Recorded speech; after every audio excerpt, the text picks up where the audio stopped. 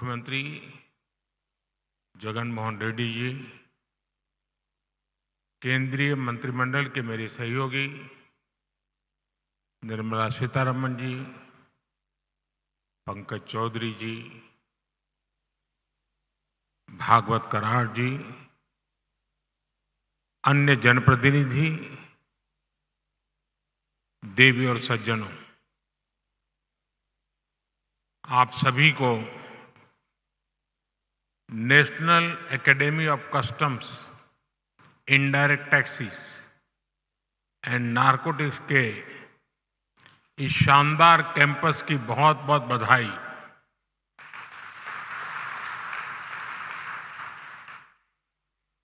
जिस श्री सत्य साई जिले में जिस क्षेत्र में एक कैंपस बना है वो अपने आप में विशेष है। ये क्षेत्र अध्यात्म, राष्ट्र निर्माण और सुशासन से जुड़ी हमारी विरासत का प्रतिनिधित्व करता है। आप सब जानते हैं कि पुट्टपर्ती में श्री सत्य साईं बाबा की जन्मस्थली है। ये महान स्वतंत्रता सेनानी पद्मश्री श्री कल्लुल सुब्बाराव की भूमि है। प्रसिद्ध पपेट्री आर्टिस्ट दलाभाई चलापति राव को इस क्षेत्र में ने नई पहचान दी है। इस धरती से विजयनगर के गौरवशाली राजवंश के सुशासन की प्रेरणा मिलती है। ऐसी प्रेरणादायी जगह पर नैसीन का यह नया कैंपस बना है। मुझे विश्वास है ये कैंपस गुड गवर्नेंस के नए आयाम गढ़ेगा, देश में ट्रेड और इंडस्ट्री को नई गति देगा। साथियों, आज तिरुवल्लुवर दिवस भी है। संत तिरुवल्लुवर ने कहा था, उरु पोरुलम उल्गु पोरुलम तन्वोन्नार तिरुपोलम वेंदन पोळु, यानी राजस्व के रूप में प्राप्त राजकीय कर और शत्रु से जीते हुए धन पर राजा का ही अधिकार होता है। अब लोकतंत्र में राजा तो होते नहीं, राजा तो प्रजा होती है और सरकार प्रजा की सेवा का काम करती है। इसलिए सरकार को पर्याप्त राजस्व मिलता रहे, उसमें आपकी बहुत बड़ी भूमिका है। साथियों, यहां आने से पहले मुझे पवित्र लेपाक्षी में वीरभद्र मंदिर जाने का सौभाग्य मिला है। मंदिर में मुझे रंगनाथा रामायण सुनने का अवसर मिला। मैंने वहां भक्तों के साथ भजन कीर्तन में भी हिस्सा लिया। मान्यता का है कि यहीं पास में भगवान श्री राम का जटायु से संवाद हुआ था।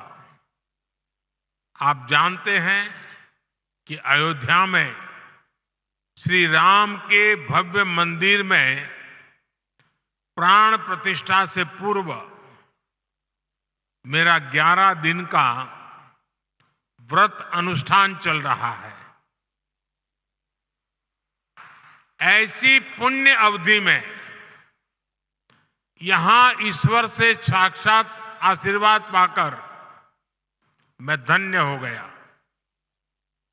आजकल तो पूरा देश राममय है, राम जी की भक्ति में सराबोर है। लेकिन साथियों, प्रभु श्री राम का जीवन विस्तार, उनकी प्रेरणा, आस्था भक्ति के दायरे से कहीं ज्यादा है। प्रभु राम गवर्नेंस के, समाज जीवन में सुशासन के ऐसे प्रतीक हैं जो आपके संस्थान के लिए भी बहुत बड़ी प्रेरणा बन सकते हैं।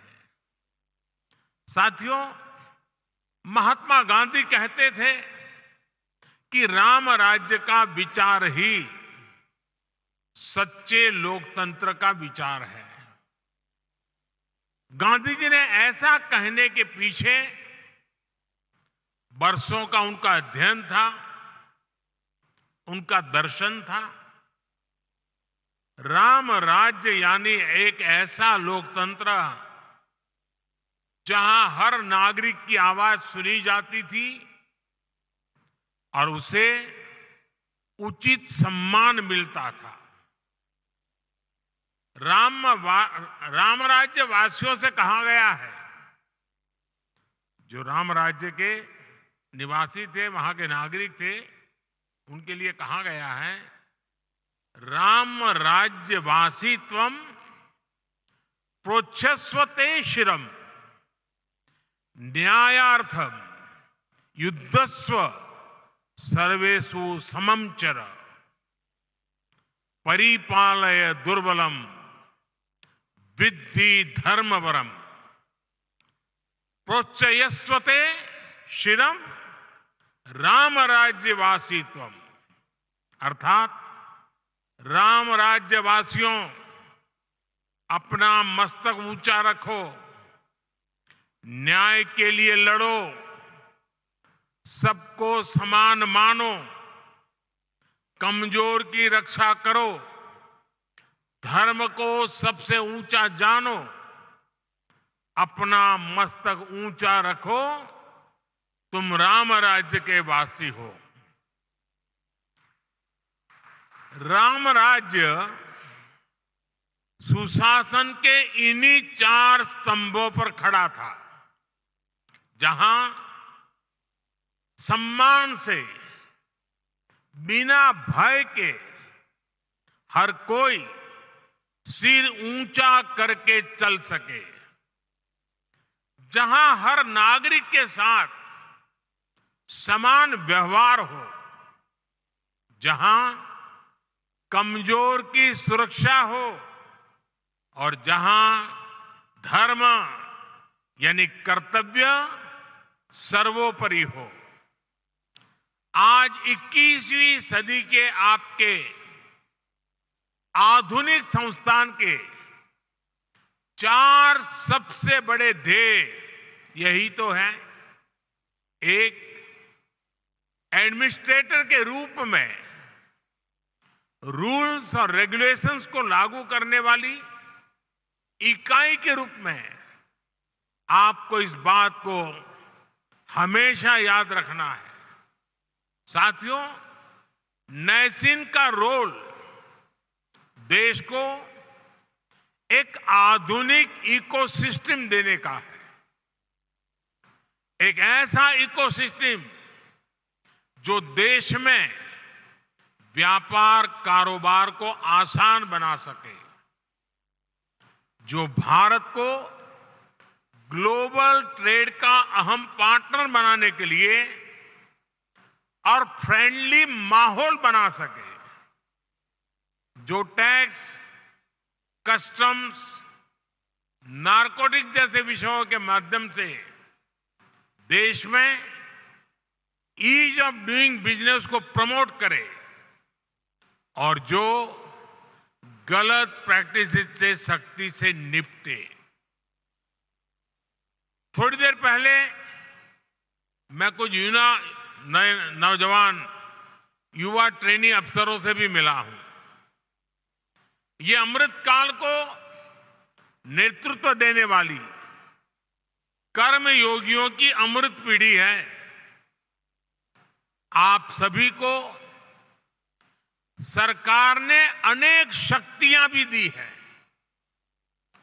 इस शक्ति का उपयोग आपके विवेक पर निर्भर करता है और इसमें भी आपको प्रेरणा प्रभु श्री राम के जीवन से मिलेगी।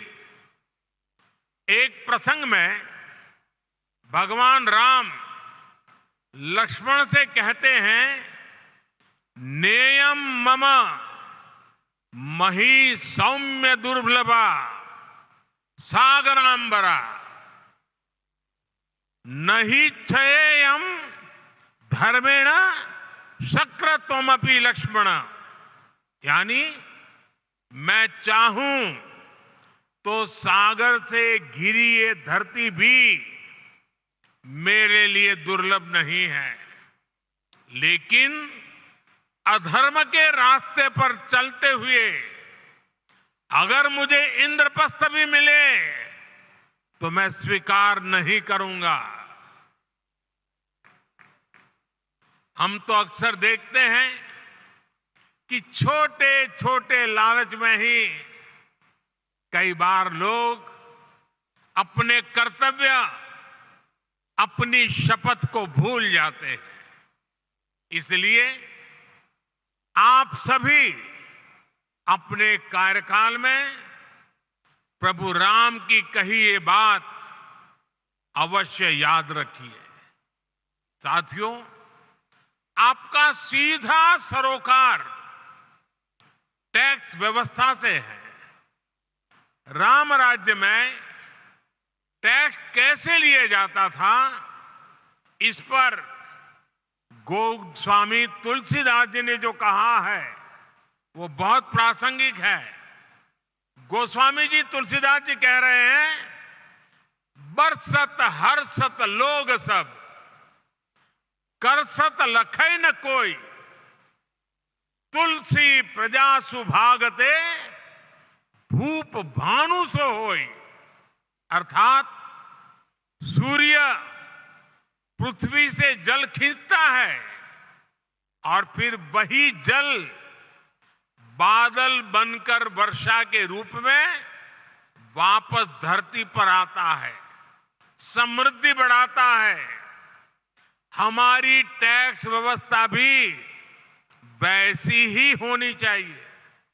हमारा प्रयास होना चाहिए कि जनता से लिए टैक्स की पाई पाई जन कल्याण में लगे और वो समृद्धि को प्रोत्साहित करे।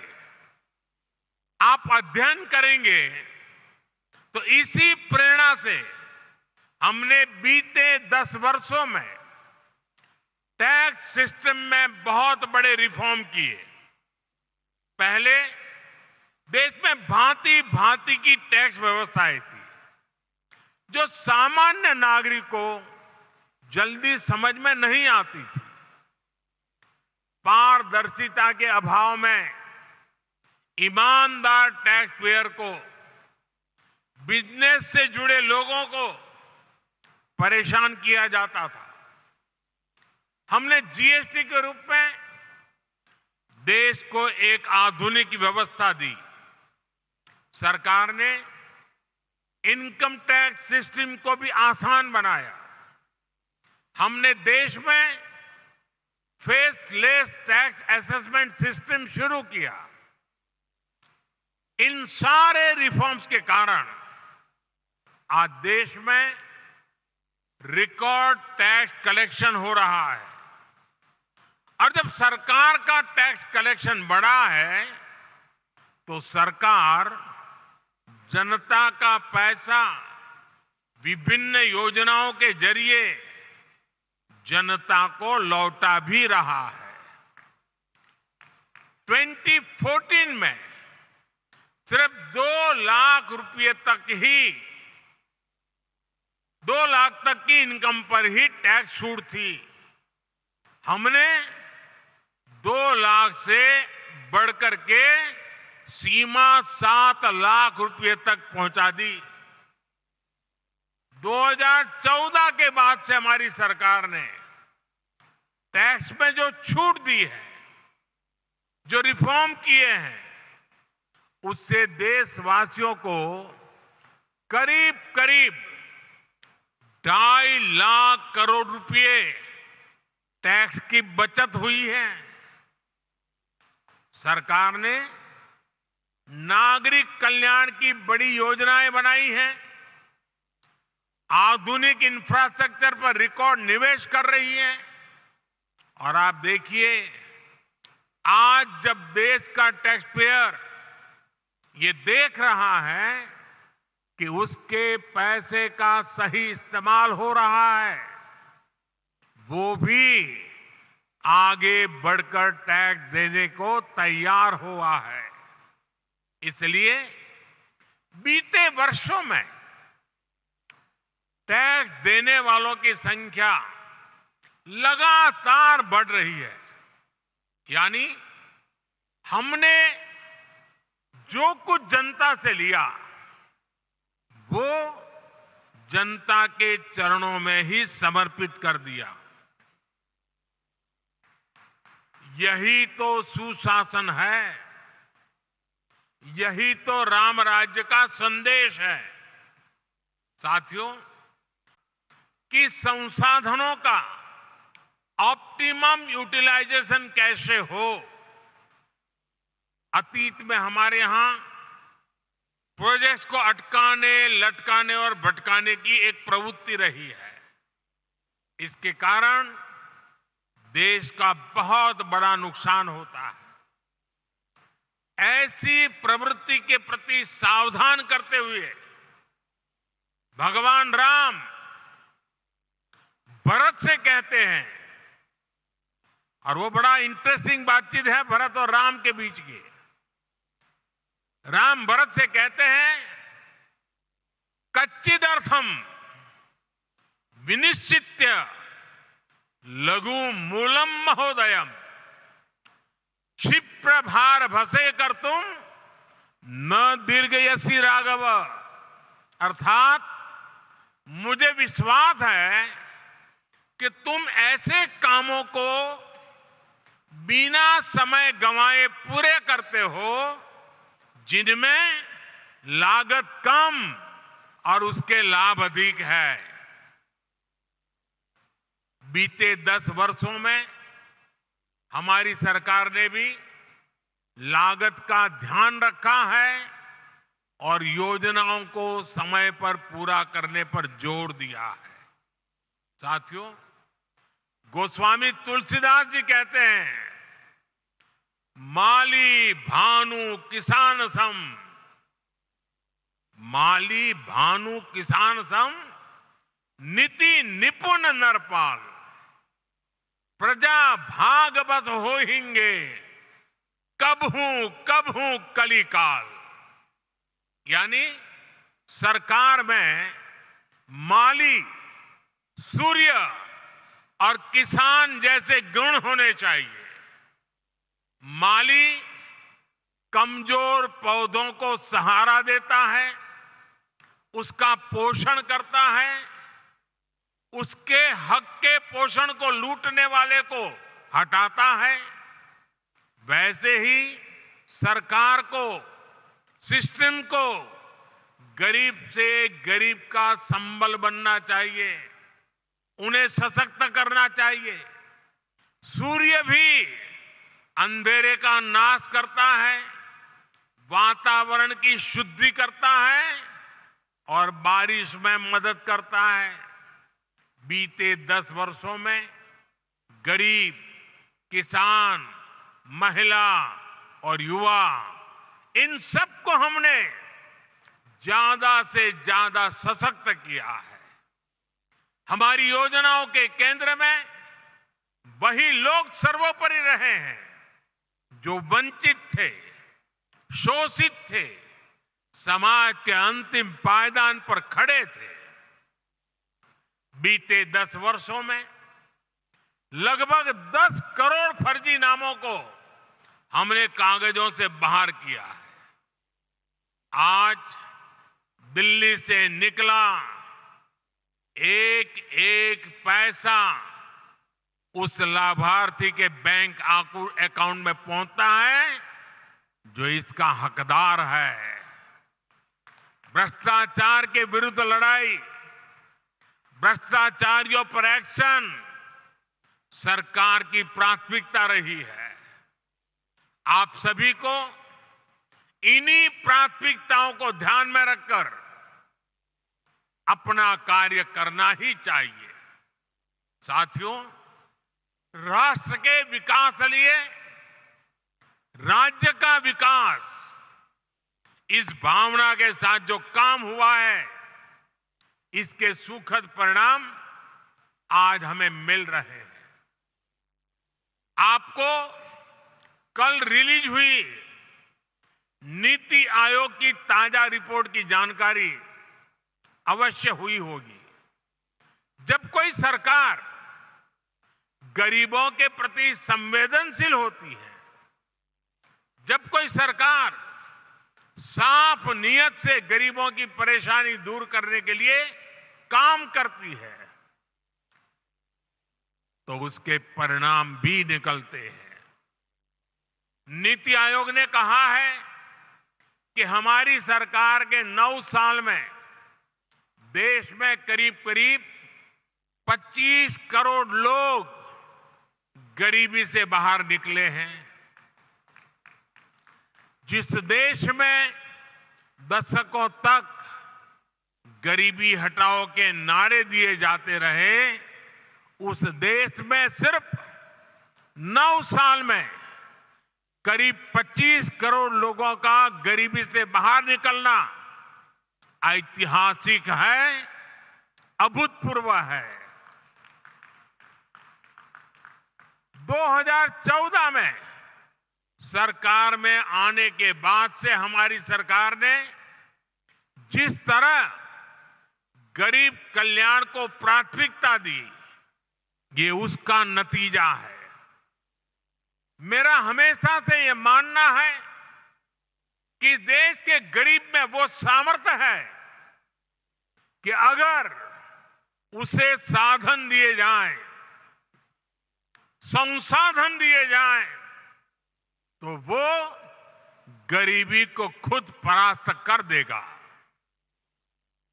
आज हम यही होता हुआ देख रहे हैं।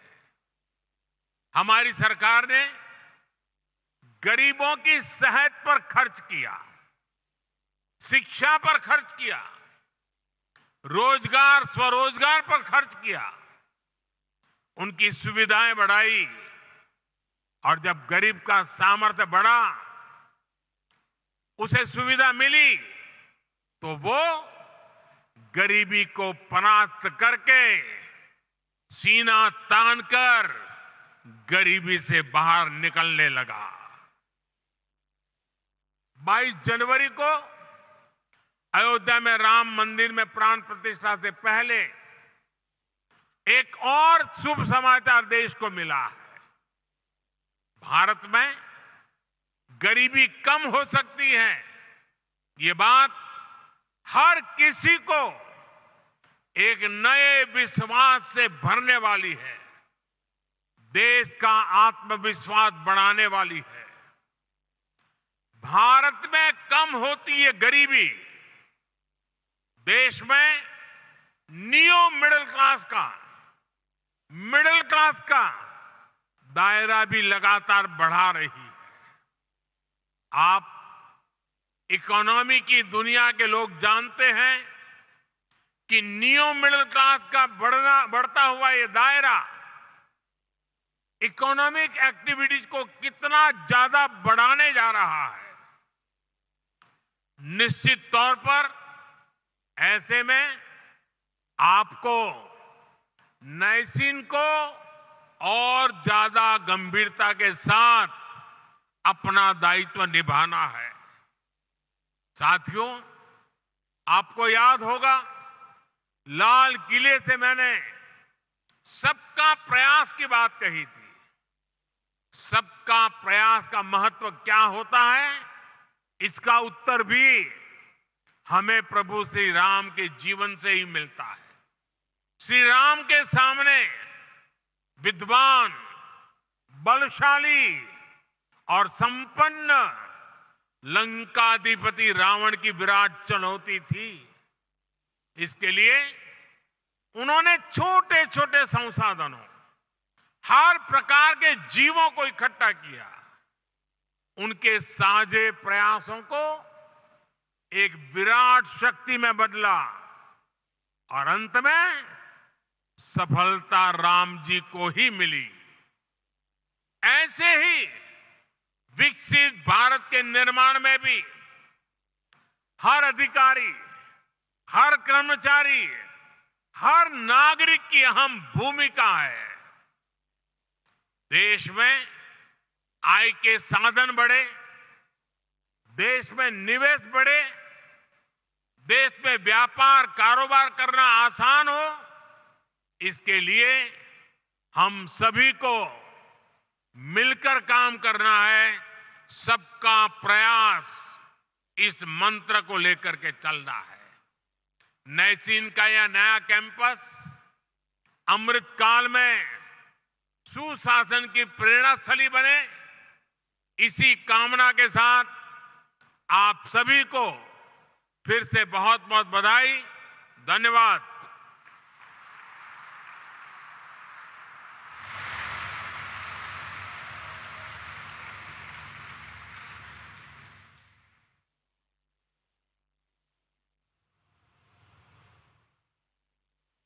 Esteemed Prime Minister Shri Narendra Modi ji, Honorable Governor of Andhra Pradesh Shri Abdul Nazir ji, Union Minister of Finance Srimati Nirmala Sitharaman ji, Ministers of State for Finance Shri Pankaj Chaudhary ji and Shri Bhagwat Kharad ji, my colleagues in the State Cabinet, officials from the Government of India and Government of Andhra Pradesh, and distinguished guests. It is indeed a privilege to participate in the inaugural event of the second campus of the National Academy of Customs, Indirect Taxes and Narcotics, NACIN, a preeminent institution that enables comprehensive training and capacity building in the fields of customs, indirect taxes, and narcotics control. For officers representing various entities such as CBIC, Narcotics Control Bureau, and so forth. And a few words in Telugu so that the audience could better understand how good an institute this is. My profound thanks ఈ సందర్భంగా శ్రీ నరేంద్ర మోడీ గారికి. ఎందుకనంటే అత్యంత వెనుకబడిన జిల్లాలలో ఒక జిల్లా అయిన ఈ అనంతపురం జిల్లాలో ఒక వరల్డ్ క్లాస్ ఇన్స్టిట్యూట్, ఒక వరల్డ్ క్లాస్ అకాడమీ ఇక్కడికి తీసుకొచ్చే ఒక గొప్ప ప్రయత్నము, అడుగులు పడడమే కాకుండా ఇది సాధించేందుకు శ్రీమతి నిర్మలా సీతారామన్ గారు అనేక సందర్భాలలో ఇక్కడికి రావడం, అనేక సందర్భాలలో ఎఫర్ట్స్ పెట్టడం కూడా మన కళ్ళ ఎదుటే కనిపించిన వాస్తవం. ఇక్కడ నిజంగా వస్తూ ఉన్న ఈ మంచి ఇన్స్టిట్యూటు మన రాష్ట్ర పేరును, ప్రతిష్టను మన దేశంలోనే కాదు అంతర్జాతీయ స్థాయిలో కూడా ఇంత world class, state of the art, latest టెక్నాలజీస్తో అన్నిట్లోనూ కూడా అనుసంధించి ఒక గొప్ప ఇన్స్టిట్యూట్ ఇక్కడ వస్తూ ఉంది. ఇది తీసుకొచ్చినందుకు మరొక్కసారి మనస్ఫూర్తిగా నరేంద్ర మోడీ గారికి, అదేవిధంగా శ్రీమతి నిర్మలా సీతారామన్ గారికి మనస్ఫూర్తిగా కృతజ్ఞతలు తెలుపుకుంటూ ఎక్కువ సమయం తీసుకోకుండా ఇక శ్రీ నరేంద్ర మోడీ గారికి మైక్ ఇచ్చే కార్యక్రమం చేస్తాను. Thank you.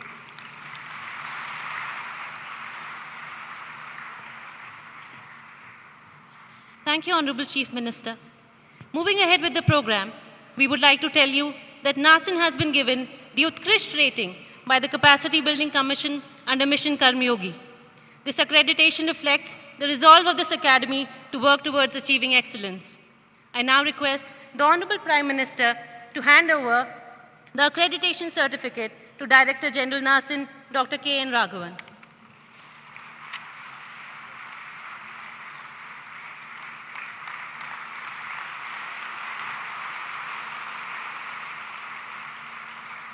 Thank you, Honorable Prime Minister. I now request the Honorable Prime Minister to formally inaugurate the Palasamudram campus of the National Academy of Customs, Indirect Taxes and Narcotics by unveiling the plaque.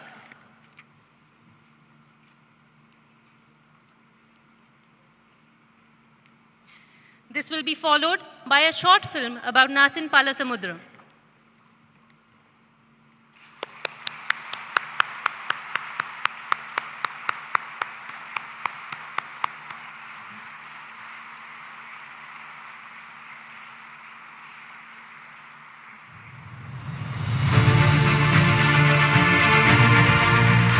अमृत काल में विकसित राष्ट्र के निर्माण की ओर अग्रसर भारत तेजी से आधुनिक और सशक्त हो रहा है। दूरदर्शी प्रधानमंत्री श्री नरेंद्र मोदी के कुशल नेतृत्व में भारत उन्नत तकनीक एवं नवाचार को अपनाकर आज विश्व में अपनी असीम क्षमताओं का प्रदर्शन कर रहा है। माननीय प्रधानमंत्री द्वारा परिकल्पित मिशन कर्मयोगी इस दिशा में एक महत्वपूर्ण कदम है। आप जानते हैं कि मैंने हमेशा कैपेसिटी बिल्डिंग पर कितना जोर दिया है।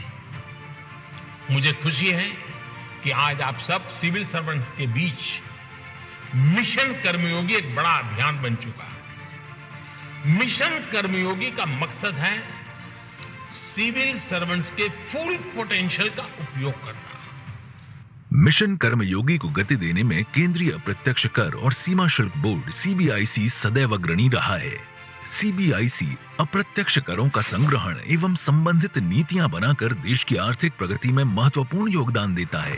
राष्ट्रीय सीमा शुल्क, अप्रत्यक्ष कर एवं नारकोटिक्स अकादमी नासिन सीमा शुल्क, अप्रत्यक्ष कर और नारकोटिक्स के क्षेत्र में विभागीय अधिकारियों के प्रशिक्षण हेतु सीबीआईसी का शीर्ष प्रशिक्षण संस्थान है तथा राष्ट्रीय और अंतर्राष्ट्रीय स्तर पर क्षमता निर्माण का मुख्य केंद्र है। नासिन ने कोऑपरेटिव फेडरलिज्म को सार्थक करते हुए केंद्रीय अधिकारियों ही नहीं अपितु राज्यों के हजारों अधिकारियों, व्यापार संस्थाओं, भागीदार एजेंसियों और अन्य विदेशी अधिकारियों को भी प्रशिक्षित किया है।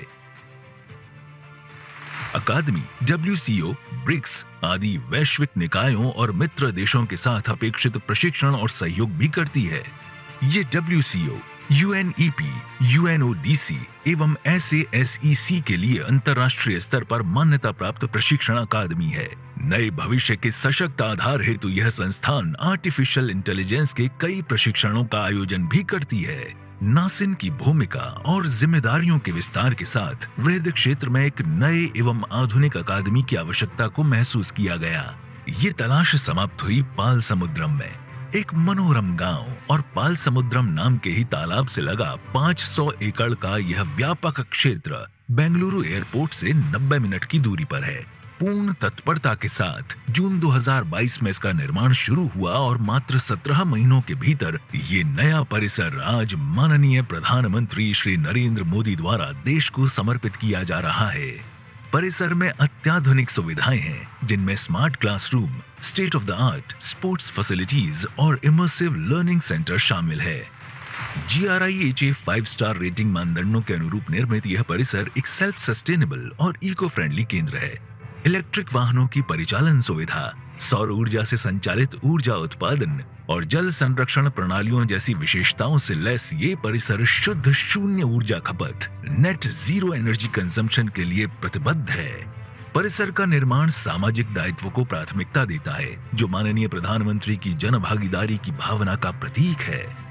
अंत्योदय दर्शन के अनुरूप जनमानस के लिए परिसर में डाकघर, बैंक शाखा, सुपरमार्केट, विद्यालय, अस्पताल आदि आवश्यक सुविधाएं स्थापित की जा रही हैं। मार्च 2022 में आधारशिला रखे जाने के बाद क्षेत्र के विकास के लिए कई सकारात्मक पहल हुई हैं। शीघ्र ही यहाँ होगा एक रेलवे स्टेशन और निकटवर्ती सड़क बनेगी राष्ट्रीय राजमार्ग। लोक सेवकों और अन्य हितधारकों में कौशल निर्माण हेतु समर्पित यह परिसर भारत को वैश्विक पटल पर एक नई पहचान देगा। यह नवीन कौशल विकास के प्रति सरकार की प्रतिबद्धता को प्रदर्शित करता है और हम सभी को कर्तव्य काल में विकसित भारत 2047 के संकल्प में योगदान देने के लिए प्रेरित करता है।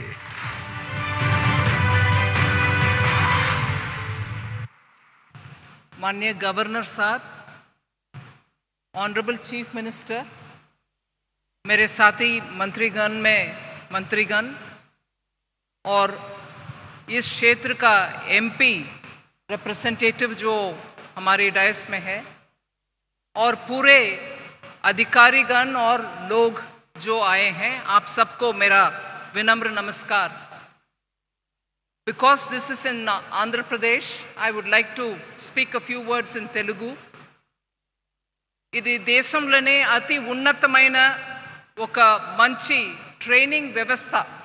భారతదేశంలో రెవెన్యూ సర్వీస్లో వచ్చే అధికారిகள் అందరికీ ఇక్కడ మంచి సదుపాయాలతోటి వాళ్ళకు ట్రైనింగ్ ఇవ్వడానికి ఎలాగ ఐఏఎస్ అధికారి లబాస్నా అంటారు, మసూరీలో వెళ్ళి ట్రైనింగ్ తీసుకుంటారు, ఎలాగ ఐపీఎస్ అధికారి హైదరాబాద్లో ఉన్నటువంటి సర్దార్ పటేల్ ఇన్స్టిట్యూట్లో వెళ్ళి ట్రైనింగ్ చేసుకుంటారో అట్లాగా ఐఆర్ఎస్, అది కూడా కస్టమ్స్, ఇండైరెక్ట్ ట్యాక్సెస్, జిఎస్టీ లాంటి ఆర్ ఎక్సైజ్ డ్యూటీ ఇట్లాంటి క్షేత్రంలో పనిచేసే రెవెన్యూ సర్వీస్ అధికారి అందరికీ ఇక్కడ ట్రైనింగ్ ఇవ్వడానికి ఒక మంచి వ్యవస్థ. ఇది మోడర్న్ వ్యవస్థ. అందువల్ల వరల్డ్ కస్టమ్స్ ఆర్గనైజేషన్ కూడా దీనికి మంచి గుర్తింపు ఇచ్చి ఇక్కడ south east Asian countries and మనం చెప్పే సింగపూర్, థాయిలాండ్, కంబోడియా లాంటి ప్రదేశం నుంచి స్టేట్స్ నుంచి కూడా ఇక్కడ తీసుకొచ్చి వాళ్ళ ఆఫీసర్స్కి ట్రైనింగ్ ఇవ్వగలిగే ఆ స్థాయిలో ఉంది అని గుర్తింపు ఇచ్చారు మన ఈ పాలసముద్రం కేంద్రానికి. ఇది ఇవాళ మన పెద్ద సౌభాగ్యం అని నేను అనుకుంటాను. మాననీయ ప్రధానమంత్రి గారు ఇవాళ ఇక్కడ వచ్చి మనకి ఈ ఇన్స్టిట్యూట్ని దేశానికి అర్పణ చేయడానికి వచ్చారు. వారు బాగా వ్యస్తత బిజీగా ఉన్నటువంటి ఈ టైంలో మనకి టైం ఇచ్చారనే దానికి నేను ఫినాన్స్ మినిస్ట్రీ తరపు నుంచి వారికి నా కృతజ్ఞతలు చెప్పి నా మాటని ముగించేస్తాను.